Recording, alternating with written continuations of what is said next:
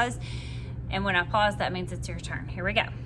I am a super fly, art making machine. Good job. Okay, so this week what we're gonna do is we're gonna work with clay. But if you're at home, you probably don't have any clay. So I have a recipe for you to follow for salt dough. It's pretty easy. All you need is water, salt, and flour. And I'm gonna show you the recipe, and I'm gonna hold it up for a few minutes, and you can pause it and get the stuff out that you need. Go ahead and mix it up and get it ready, and then I'll show you what we're gonna do. I'm gonna be using clay because that's what I have at work, but you're gonna be doing the same thing with salt dough, okay? So this is the recipe. It's just 2 cups of flour, and I like to use the non-rising flour because when you cook it to get it real hard, it doesn't puff up as much. 1 cup of salt and 1 cup of water. You just mix them all together and get the consistency that you like. It's kind of like a Play-Doh consistency. If it's too sticky and mushy, just add more flour to it. Make sure it's mixed up really well. It will get a little bit messy on your hands, but that's okay. And then when you get done, you can bake it. I usually bake it about 300 degrees for like 10 or 15 minutes, just until it's hard.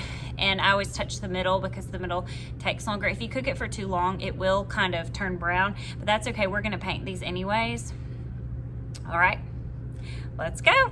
Hello, boys and girls. So somehow my videos this week got in super speed, really fast.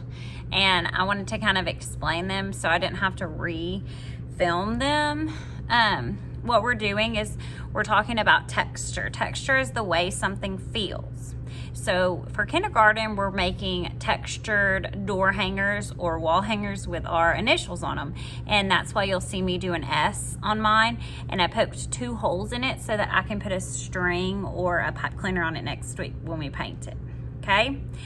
You will also need some kind of object to draw on there so you can cut out and smooth the edges. And I did kind of go over when you're finished for kindergarten and first to bake it on about 300 for 15 to 20 minutes until it gets hard. It's okay if it gets a little brown because we are gonna paint them.